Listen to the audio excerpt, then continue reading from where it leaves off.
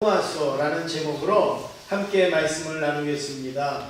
제가 2018년 가을부터 2019년 목회를 계획하면서 붙든 게 하나 있습니다. 그것은 복음이라는 것을 붙들었습니다. 복음에서 점점 멀어져가는 교회, 복음에서 점점 멀어가는 그 시대를 바라보면서 우리라도 더욱더 복음을 붙들어야 되겠다라고 그렇게 마음을 잡았습니다. 그런데 요즘 시대는 참 이상한 시대입니다. 왜냐하면 자신은 복음과는 상관없이 살아가면서도, 자신은 복음을 따라가지도 않으면서도 교회의 복음을 말하고 교회가 복음을 외치라고 이야기하는 그런 시대입니다. 나는 복음하고는 상관없어요. 나는 복음하고는 멀리 살아가고 있어요.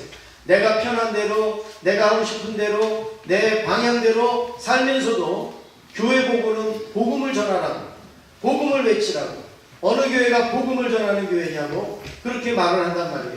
여러분, 이게 얼마나 어리석은 일이겠습니까? 우리가 복음은 외치는 것이 아니라 복음은 그렇게 사는 것입니다. 복음은 머리로 아는 것이 아니라 복음은 몸으로 살아가는 것입니다.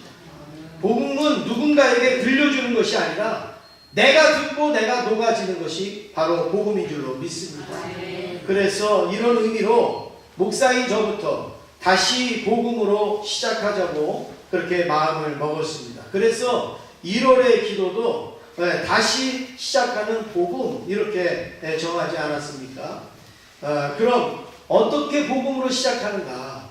이제 일이 고민이 있는 거죠. 다시 복음인데 그러면 복음으로 시작하는 것은 뭔가? 그럴 때에 로마서를 지나칠 수가 없는 것입니다. 로마서 안에 복음의 핵심이 굉장히 많이 내포가 되어져 있어요.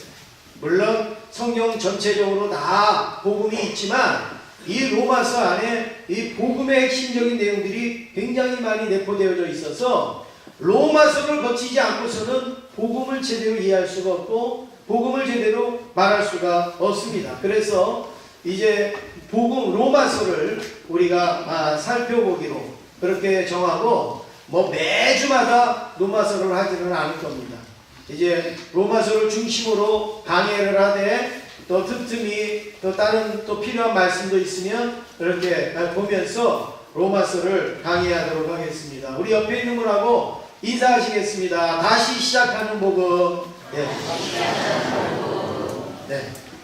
첫 번째로 로마서의 위대성을 우리가 살펴볼 수가 있습니다. 로마서의 위대성은 어마어마합니다. 대단합니다. 그런데 간략하게 이걸 다 말씀드릴 수는 없고 몇 가지만 말씀을 드리면 로마서가 왜 위대한가?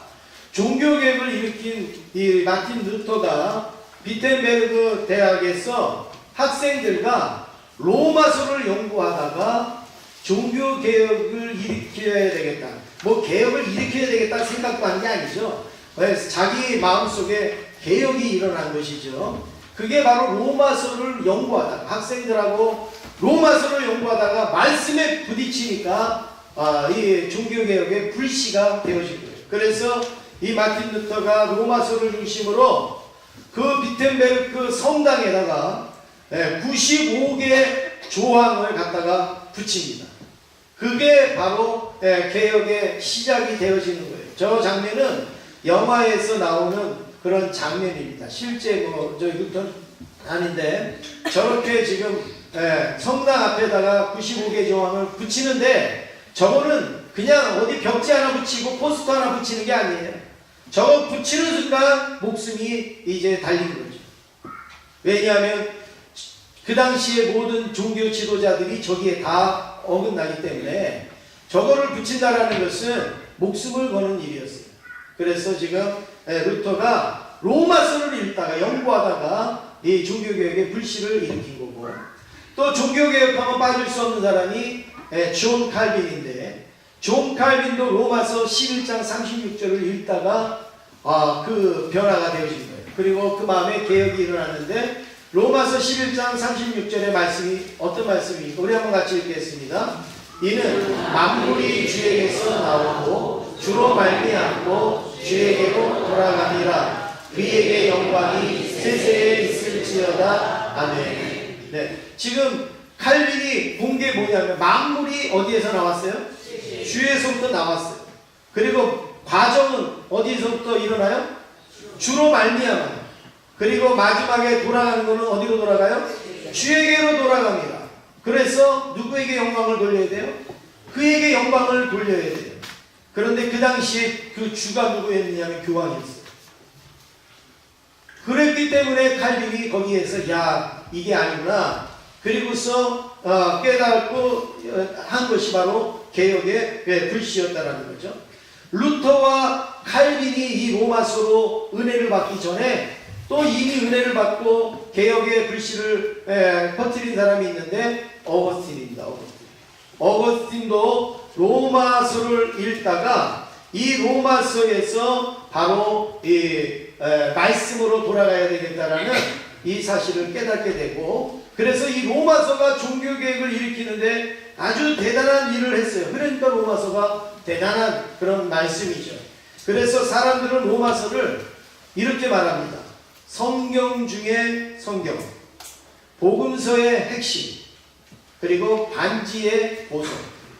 반지가 있습니다. 그런데 그 반지 맨 위에 제일 빛나는 보석이 있잖아요. 바로 로마서가 그와 같다라는 거예요. 우리가 이걸 잘못 이해하시면 안 됩니다. 성경 중에 제일 좋은 성경이 로마서고 제일 중요한 게 로마서다, 그런 내용이 아니에요. 성경은 66권 다 중요하고 다 귀하고 하나라도 없으면 안 되는 아주 귀한 성경이지만, 복음을 이해하고 그리고 복음을 설명하고 복음을 전하는데 로마서처럼 그렇게 잘 설명된 책은 없다라는 것을 말씀하고 있는 거지, 성경을 비교해 갖고 어느 건 좋고 어느 건 떨어지고 그런 내용이 아니라는 말씀입니다. 그래서 사도 바울은 총 13편의 서신을 기록합니다. 그리고 그걸 보냅니다. 그런데 로마서를 제외한 모든 서신은 다 자기가 세운 교회에다가, 그리고 자기가 전도한 교회에다가, 자기하고 연관이 되어져 있는 교회에다가 보낸 거예요. 고린도 서신, 에베소 서신, 빌립보 서신, 이거 다 자기하고 연관이 되어 있는 교회에다가 보낸 거예요. 아니면 사람에다가 보낸 거예요. 그런데 로마서는 자기가 세운 교회도 아니고, 그리고 자기가 가서 전도해보지도 않고 가본 적도 없고 알지도 못하는 그 로마 교회에 이 로마서를 보냈다라는 사실입니다. 그래서 상대의 상황과 문제를 알고, 로마 교회의 상황과 로마 교회의 문제가 뭔지를 알고 그거를 해결하기 위하여서 쓴 편지가 로마서입니다. 그냥 안부나 또 어떤 문안 이거보다도 그 교회의 상황과 형편을 알고 처방을 한 거죠. 그래서 로마서를 썼는데, 바울은 로마에 한 번도 가본 적이 없습니다. 로마에는 자생적으로 그리스도인이 생겼고 그리고 교회도 생겼습니다. 로마 교회는 사도들에 의하여서 양육받은 교회가 아니에요. 사도들에 의하여서 세워진 교회가 아닙니다. 우리나라도 그런 초창기에는 그런 교회가 많았잖아요. 그래서 성도들끼리 모여서 예배드리다가 이렇게 하다가 나중에 목사님 모시기도 하고 그리고 교회가 생기기도 하고 그런 일들이 많이 있었는데, 오늘 로마 교회도 바로 그런 내용입니다. 나중에 뒤에 가면 그 더 자세한 내용을 제가 말씀을 드리겠는데요. 그러다가 보니까 로마 교회에 문제가 생겼습니다. 뭐가 문제가 생겼을까요? 복음의 뿌리가 없는 거예요. 말씀의 뿌리가 없는 거예요. 믿는 사람들이 모여서 예배는 드리고 기도는 하고 함께 공동체를 나누지만 말씀의 뿌리가 없어요. 복음의 뿌리가 없는 거예요. 누가 전문적으로 말씀을 전해주는 사람도 없고 가르친 사람도 없으니까 말씀의 뿌리가 없어요. 이거를 바울이 알고 로마 교회에 신학적이고 그리고 복음적이고 체계적인 말씀이 필요하겠구나, 그래서 쓴 서신이 로마서입니다. 그러니까 로마서가 우리한테 복음을 알려주는데 아주 적합한 책이라는 것은 복음이 필요한 그곳에 복음을 정리해서 쓴 서신이니까 그거보다 더 좋은 그런 교재가 어디냐 말입니다. 이런 의미에서 사람들은 로마서를 구원의 복음에 관한 완벽한 논문이라 이렇게 표현하기도 합니다. 구원의 복음에 대한 완벽한 논문이다. 바울이 쓴 논문이다. 이렇게도 표현을 하고 있습니다. 왜냐하면 로마서가 없으면 우리가 복음을 이해하는데 상당히 어렵습니다. 잘못 이해하기가 쉽습니다. 로마서가 없으면 마태, 마가, 누가, 요한 4복음서를 이해하는데도 어려운 부분들이 있어요. 그런데 로마서가 이 복음을 잘 설명해 주기 때문에 우리가 4복음서도 잘 이해할 수 있고 해석할 수 있는 줄로 믿습니다. 그래서 이제 우리가 이 로마서를 또 이렇게 시간 될 때마다 한 번씩 나누는 그런 시간을 갖기를 원합니다. 두 번째로 로마 교회는 누가 세웠는가?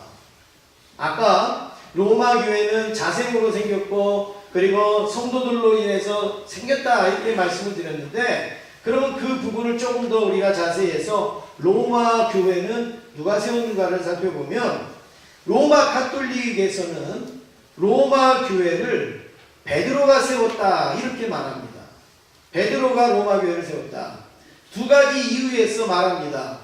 베드로가 왜 로마 교회를 세웠는가? 두 가지 이유는 베드로가 순교한 것이 로마이기 때문에, 또 하나는 베드로가 감옥에서 나와서 다른 곳으로 갔다고 사도행전에 나오는데 다른 곳으로 간 곳이 바로 로마라는 거예요. 그래서 이 로마에서 베드로는 교회를 세웠다. 그래서 로마 교회는 베드로가 세웠다 이렇게 이제 이들이 말하고 있습니다. 그런데 여러분 이 주장을 보면 앞뒤가 안 맞습니다. 왜냐하면 베드로가 순교한 곳에 로마 교회를 세웠다면 자기가 순교한 다음에 어떻게 교회를 세웁니까? 순교한 그것을 기념해서 누가 교회를 세웠는지는 몰라도 순교한 그곳에 자기가 교회를 세우고 순교할 수는 없는 거예요. 그렇죠? 네. 그러니까 그 해석 자체가 오류가 있는 거고, 또 베드로가 로마에 가서 로마 교회를 세웠다고 하는 것은 바울의 고백에서 보면 이거는 맞지 않는 겁니다. 왜냐하면 로마서 15장 20절 말씀을 같이 한번 읽겠습니다. 시작. 또 내가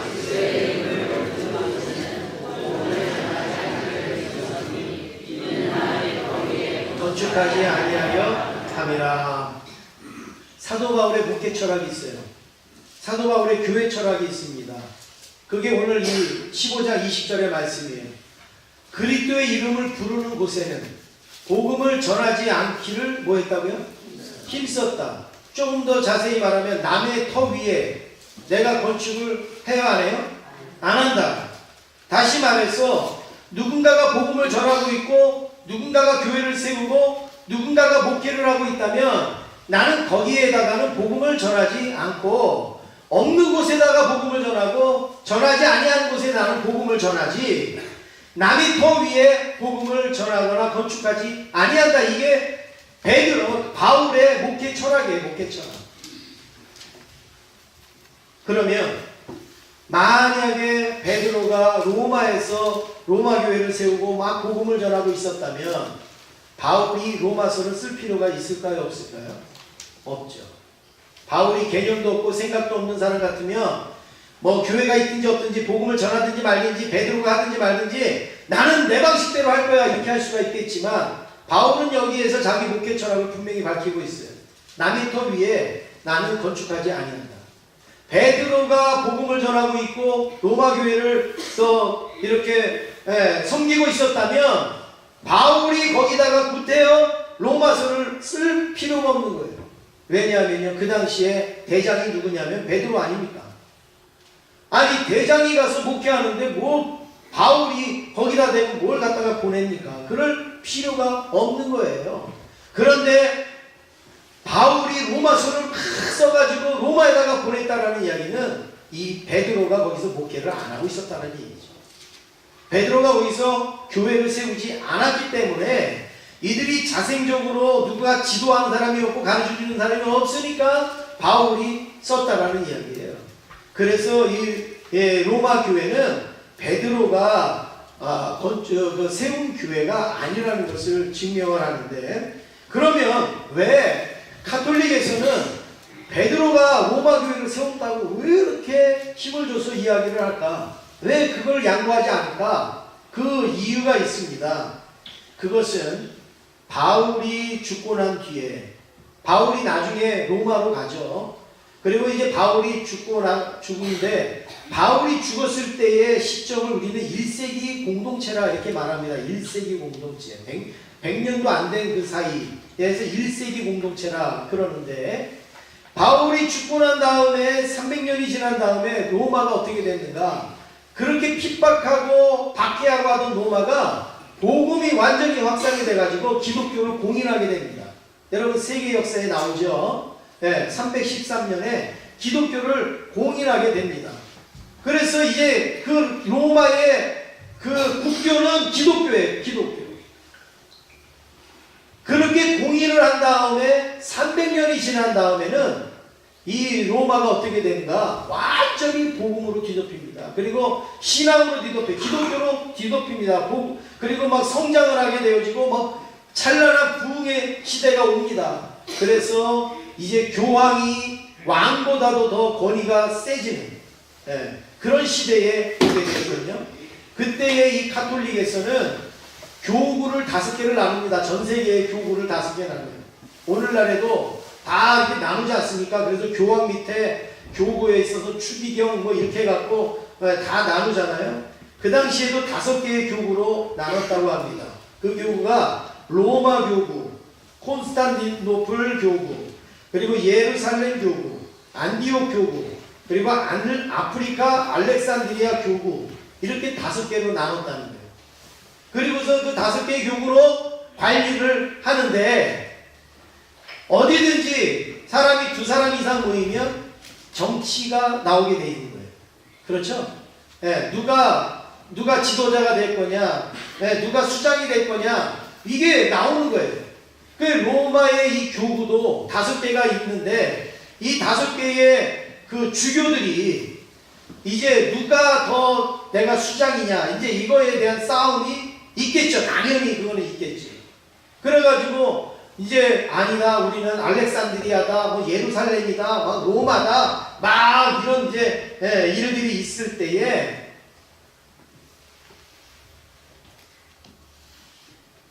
제일 센 걸 갖다 대야 이기는 거예요. 그렇죠? 그래서 아이들 막 이렇게 장난하고 싸울 때 보면 뭐라 그래요? 우리 집에는 자전거 있다 이러면은, 또 쟤는 뭐라 그래요? 우리 집에는 오토바이 있다. 그리고 또 쟤는 우리 집에는 자가용 있다. 막 이러고, 우리 집에는 3000cc 자가용이다. 막 이러고, 우리 집에는 뭐 방이 3개다. 막 이러면 우리 집에는 뭐 화장실이 2개다. 막 이러면서 점점 센 걸로 가잖아요. 그럼 이들도 마찬가지예요. 자기 교회가 정통이라는 것을 증거하기 위해서 센 걸 터뜨려야 돼요. 근데 로마 교회가 그것을 터뜨린 거죠. 베드로가 로마 교회를 세운다. 그러면 거기다 누굴 갖다 댈 수가 있습니까? 베드로인데. 예수님의 수제자가 로마 교회를 세웠다는 거예요. 그러면 예수님의 수제자 베드로에다가 갖다가 댈 사람이 누가 있냐 말이에요. 없어요. 상대할 사람이 없단 말이에요. 그러니까 이 로마 교회가 베드로가 이 교회를 세웠다, 이거를 강력하게 주장하는 거예요. 그러면 베드로가 세웠으니까 로마 교회가 수장이 되는 거예요. 로마 교회가 수장이 되면 로마 교회의 주교가 또 수장이 되는 거예요. 바로 이것을 갖기 위하여서 지금 그런 주장이 나온 거예요. 뭐 베드로가 중요해서가 아니라 바로 그런 일들에 의해서. 그러면 성경적으로 볼 때 로마 교회는 어떻게 생겼는가? 아주 간단합니다. 오순절날 성령의 강림을 기다리면서 사람들이 모여서 다 마가의 다락방에서 기도하고 있을 때 성령이 임하잖아요. 그래서 방언도 받고 성령 충만해 갖고 예루살렘 교회가 폭발적인 부흥이 일어납니다. 그래서 베드로가 한 번 설교하면 3,000명이 회개하고 5,000명이 회개하고 막 이런 일이 일어나잖아요. 막 성령이 막 불과 같은 은혜가 막 임하는 거예요. 폭발적으로. 그럴 때에 부흥이 일어나는가 동시에 스데반이 복음을 전하다가 돌에 맞아 죽지 않습니다. 그거는 뭐예요? 핍박의 시작을 알리는 거예요. 박해의 시작을 알리는 거예요. 이제 예수 믿고 복음 전하면 죽는다. 이거를 한 거예요. 그리고 실질적으로 이제 스데반이 죽으면서 많은 사람들이 잡혀가고 죽게 되는 일들이 일어나게 되는 거죠. 그래서 여러분 우리가 다 아는 것처럼 네로 황제나 이런 시대에 어떻게 합니까? 막 그 원형 경기장에 끌려가서 죽고 화형당하고 그리고 사자의 밥이 되고 그리고 껍질을 벗겨서 죽이고 톱으로 잘라서 죽이고 십자가에 매달고 거꾸로 매달고 하여튼 별의별 그 핍박이 다 일어나지 않습니까? 그럴 때에 예루살렘 교회 성도들이 어떻게 됩니까? 나는 죽어도 예수를 믿어야 되겠는데 여기서 믿다가 죽을 수는 없고 그러니까 어떻게 합니까? 팍 흩어지는 거예요. 세계로. 이게 기독교 역사에 굉장히 중요한 겁니다. 교회가 때로는요 은혜가 충만할 때도 있고 또 성령이 충만할 때도 있지만 때로는 어려울 때도 있어요. 때로는 힘들 때도 있어요. 그래갖고 교회가 팍 흩어질 때도 있어요. 그렇지만 여러분 또 우리가 위로를 받을 것은 이 흩어진 사람들이 또 가갖고 또 어딘가 또 하나님의 영향을 드러내고 영광을 드러낼 수 있다는 겁니다. 예루살렘 교회가 팍 흩어졌어요. 마치 손바닥에 물을 놓고 딱 치면은 사방으로 물이 순식간에 쫙 퍼지는 것처럼 예루살렘 교회가요 막 사방으로 쫙 아프리카로도 가고 그리고 아시아로도 가고 저기 안디옥으로도 가고 또 로마로도 가고 막 예루살렘에만 있던 사람들이 사방으로 딱 흩어졌어요. 그래서 안디옥으로 흩어진 성도들이 모여서 예배드리다가 생긴 교회가 안디옥 교회예요. 로마로 가갖고 거기서 예배드리던 사람들이 바로 로마 교회가 된 거예요. 목회자도 없지만 거기서 교회가 형성이 된 거예요. 이런 사람들을 뭐라고 얘기하느냐? 디아스포라라 이러는 거예요. 디아스포라. 여러분 혹시 디아스포라를 들어보신 분도 계시고 못 들어보신 분도 계시겠지만 디아스포라는 단어는 이제 많이 익숙해졌습니다. 디아스포라는 흩어진 유대인들의 모임. 이게 바로 디아스포라예요. 디아스포라. 그러니까 예수를 믿지만 예루살렘에 거할 수 없어서 흩어졌어요. 흩어져서 거기서 예수를 믿고 거기서 하나님을 섬기는 이 사람들을 가리켜 디아스포라라 그러는데 바로 이들로 인하여서 교회 로마 교회는 자생적으로 생긴 거예요. 그러니까 누가 세웠느냐 모르는 거예요. 어떻게 생겼느냐 모르는 거예요. 로마 교회는 바로 이렇게 자발적으로 성도들에 의해서 우리 한국에도요, 한국의 많은 교회들이요, 자생적으로 생긴 교회들입니다. 목회자가 제자교회 이렇게 해서 교회를 개척해갖고 생긴 교회도 있지만 예수 믿는 사람 몇 사람 이렇게 모여가지고 예배 드리다가 보니까 우리끼리 가지고는 안 되겠어. 우리에게 말씀 전하실 분이 필요한 것 같아. 그래서 어디 말씀 전하시는 분 모셔다가 말씀 전하게 하고 이렇게 하다가 교회가 생긴 데가 얼마나 많습니까? 그래서 옛날에는 조사라고 그랬잖아요. 조사. 그래서 신학도 안 하는데 말씀은 전해야 되고 그래서 이렇게 조사가 이렇게 말씀 전하다가 한 달에 한 번이나 뭐 두 달에 한 번이나 그 지역을 맡은 목사님이나 선교사님이 와서 한 번 예배 드려주고 가면 그러면 나머지는 조사가 신방도 하고 기도도 해주고 그렇게 하면서 우리 한국교회가 여기까지 왔단 말이에요. 근데 지금은 어때요? 목회자가 막 넘쳐가지고 이제는 뭐 목회자가 갈 곳이 없을 정도로 지금 이렇게 되어졌는데 지금 로마 교회도 바로 사도도 없지만 목회자도 없지만 예수 믿는 사람들로 인해서 생긴 바로 교회라는 거예요. 그러면 세 번째로 로마서는 어디에서 기록이 되어졌는가? 오늘 우리가 이 첫 시간에 로마서에 대해서 배경을 우리가 좀 잘 알아야 되기 때문에 제가 자세히 말씀드리는 겁니다. 로마서는 어디에서 기록되어졌는가 하면 고린도에서 기록되어졌다고 말씀하는데 사도행전 20장 2절에 보니까 바울이 헬라에 이르러 이렇게 말하거든요. 근데 그 헬라가 어디냐면 고린도예요. 고린도. 그런데 이 고린도는 석 달 동안 바울이 거기에 머물면서 로마서를 썼다는 거예요. 석 달 동안 고린도에 머물면서 로마서를 썼는데 고린도는 어떤 지역인가 하면 큰 항구 도시라고 합니다.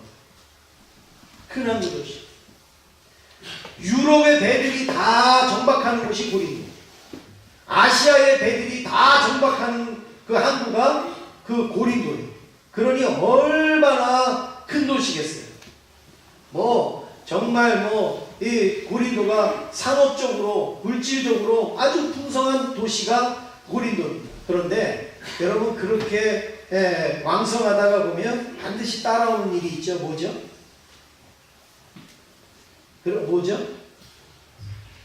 타락, 향락.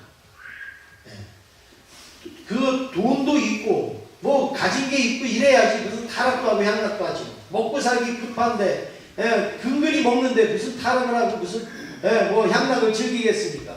근데 이 고린도는 너무나 이제 물질적으로 풍성하고 왕성하다가 보니까 거기에 막 타락이 넘치는 거예요. 그래서 고린도를 제2의 소돔과 고모라라 이렇게 이야기를 하게 되어졌고, 이 고린도에서 생겨난 말이 헬라어로 크린티아 조마이라는 말이 생겼습니다. 크린티아 조마이가 뭐냐면 고린도 사람이 되다예요. 고린도 사람이 되다. 욕이에요, 욕. 좀 사람이 좀 타락하고 좀 사람이 조금 이상해지면 너 고린도 사람이 됐구나. 이게 뭐예요? 너 타락했구나. 너 완전히 망가졌구나. 그 얘기예요, 그 얘기. 그게 바로 이렇게 욕으로 나올 정도로 고린도 교회가 이렇게 분란하고 이렇게 타락했다라는 것입니다. 그런데 놀라운 것은 이렇게 타락하고 이렇게 분란했던 고린도에서 사도 바울은 그 은혜스러운 로마서를 기록했다. 그 은혜스러운 로마서를 썼다는 거예요. 여러분, 우리 환경이 타락하고 향락에 젖어 있으면 내가 거룩하게 살기가 쉬울까요? 어려울까요? 어렵죠. 어렵죠. 제가 제천에 와갖고 참 다른 것보다도 감사한 거는 그렇게 생각을 했습니다. 서울의 아이들은 그냥 너무 타락할 일이 많고 향락할 일이 너무 많은 거예요. 밤만 되면 찬란한 그 조명 그 속에서 아이들이 그냥 타락하기가 쉬운 거예요.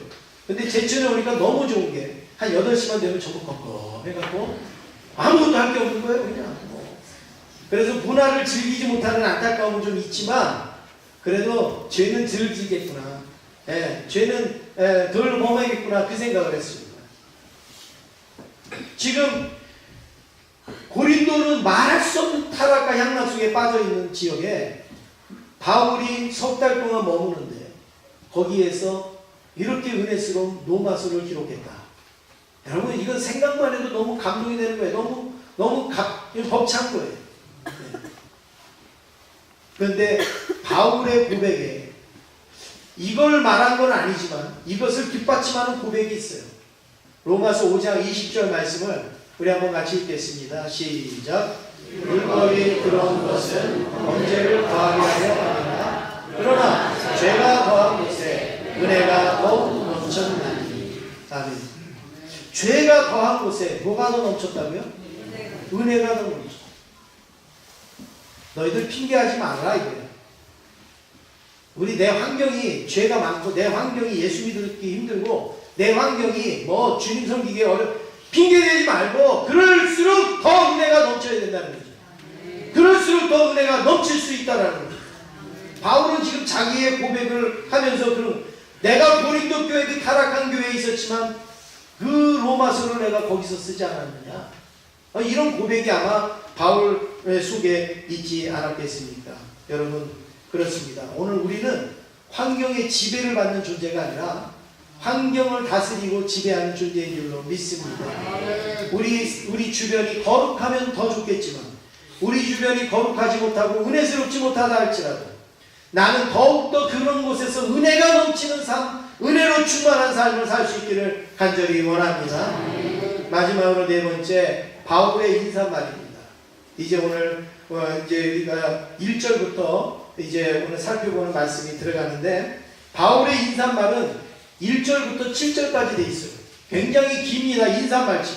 여러분, 인사말이 아, 잘 있었어? 평안했어? 별일 없었지? 나도 잘 있었어? 이러면 되잖아요, 인사말이.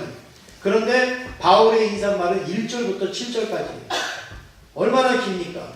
헬라어로 보면 이 인사말이 93개의 단어로 기록되어져 있는 거예요. 93개의 단어로 이 기록이 되어져 있는데, 바울이 쓴 여러 서신들 중에서 인사말이 가장 긴 게 로마서예요. 그 다음에 긴 게 갈라디아서. 갈라디아서는 약 한 75개 정도 헬라어로 쓰여졌고, 로마서는 93개의 단어로 쓰여졌어요.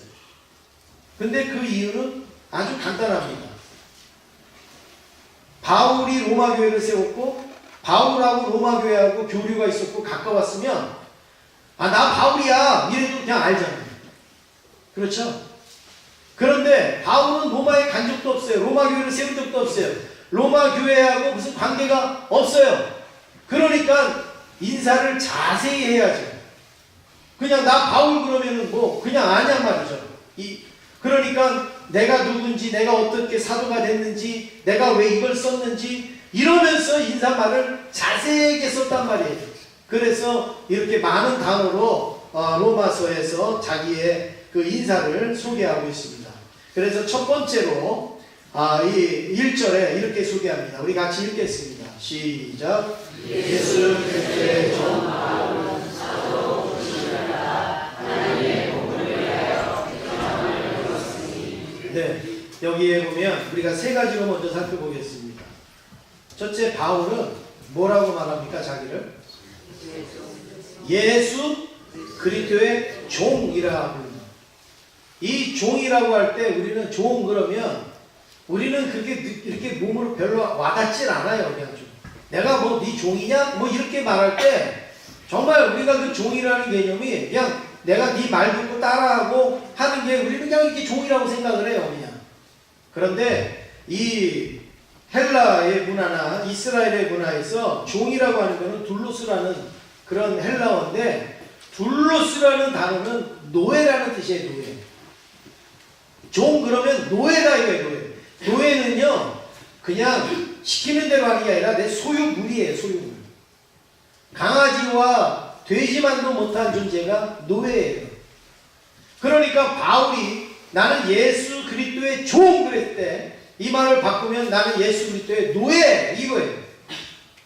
노예는 주님의 소유물이라는 거예요. 자기의 의지도 없고 자기의 어떤 뭐 가치관도 없는 그런 노예라는 거예요. 아니, 처음 만나는 교회에다가 자기를 소개하는데, 여러분 대부분 사람들은 좋은 걸 소개할까요? 못난 걸 소개할까요? 아, 좋은 거 소개하겠죠. 여러분들이 이력서를 쓰고 어디에서 자기의 명함을 내밀 때에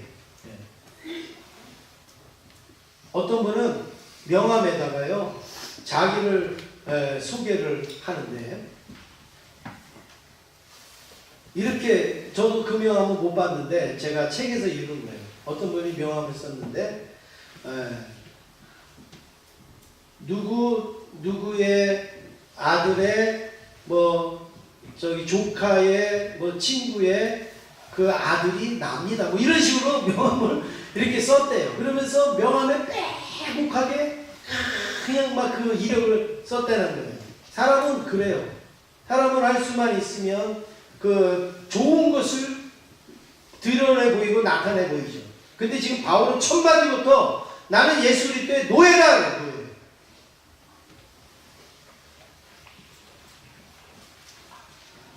노예는 내 의지도 없는 거예요. 노예는 내 생각도 없는 거예요. 다 주님께 맡겼습니다. 주님의 소유물입니다. 그 고백을 하고 있어요. 두 번째로 바울은 자신의 이름을 바울이라고 부르고 있습니다. 여러분, 원래 바울의 이름이 뭐죠? 원래 바울의 이름이 뭐예요? 사울이에요. 사울. 예수님을 만나기 전에 바울은 사울이었어요. 그래서 예수님이 나타나셔서 바울을 부를 때 바울아 바울아 부르지 않고 뭐라고 불렀어요? 사울아 사울아 불렀어요. 그러면 여러분 이 사울 하면 생각나는 사람이 있어요. 누구죠? 예, 이스라엘의 첫째 왕이 사울이에요. 그 사울이 베냐민 지파인데 지금 이 바울도 베냐민 지파. 그런데 이 바울의 이름을 사울이라고 부모님이 졌어요. 왜 졌을까요? 사울 왕과 같은 왕가를 생각하고 짓지 않았겠습니까? 우리가 볼 때는 야 기왕이면 다윗이라고 짓지 뭐 잘하지는 못한 뭐 사울로 이름을 짓느냐, 그렇지 않습니다. 우리가 볼 때는 예를 들어서 아주 잘못한 대통령이 있잖아요. 아주 그냥 형편없는 그런 대통령이 있잖아요. 그래도 그 대통령 후손들이 나중에 300년 500년 지나고 나면 누구를 존경할까요? 자기 그 할아버지 존경하죠. 우리 가문에서 뭐가 나왔다고요? 대통령이 나왔다고 막 이럴 거 아니에요. 네. 마찬가지예요. 사울도 내세울 거 없는 왕이지만 그 지파에서 쭉 내려가면 그래도 사울이 제일 잘된 사람이에요. 그래갖고 너도 사울처럼 되라. 그래서 아마 사울의 이름을 줬을 거예요. 너는 크다. 이 사울의 이름 뜻이 크다. 이런 거거든요. 그런데 바울은 자기를 로마의 교회에다가 표현할 때 바울이다. 사울이라고 말하지 않냐고 바울이라. 예수님을 만난 다음에 이름을 바꿨어요. 바울로 바꿨어요. 바울의 뜻이 뭔가요? 작다예요. 작다. 뭐라고요? 작다. 여러분 자녀의 이름을 1등이라고 짓는 사람은 있지만 꼴등이라고 짓는 사람이 있습니까? 없잖아요. 흥하라고 짓는 이름은 있지만 망하라고 짓는 이름은 있습니까? 없잖아요. 그런데 바울은 자기의 이름을 작다 이렇게 한 거예요. 자기 이름이 큰데 그 오히려 작다 이렇게 말합니다. 왜냐하면 하나님 앞에서 나는 작은 존재로 살아가겠다는 거죠. 하나님 앞에서 나는 아주 작은 존재로서 쓰임받겠다는 거예요. 그래서 자기를 고백할 때 모든 사도보다 작은 사도 이랬잖아요. 그게 그냥 하는 말이 아니라 자기의 이름을 놓고 지금 자기의 마음을 표현하는 거예요. 실질적으로도 바울은 다른 사도보다 작은 사도예요. 왜냐하면 다른 사도는 예수님을 직접 만나거나 예수님의 직접 부르심을 받은 사람들이 사도예요. 그런데 바울은 예수님을 직접 배우지도 않았어요. 예수님이 돌아가신 다음에 나타나셔서 네가 이제 이방인들을 구원해야 될 사도다 이렇게 말해서 사도가 된 거예요. 그러니까 베드로나 야고보나 요한에 비하면 맨 마지막에 사도가 된 거예요. 그래서 모든 사도보다 작은 사도고 마지막으로 된 사도라고 자기를 부르는 거예요.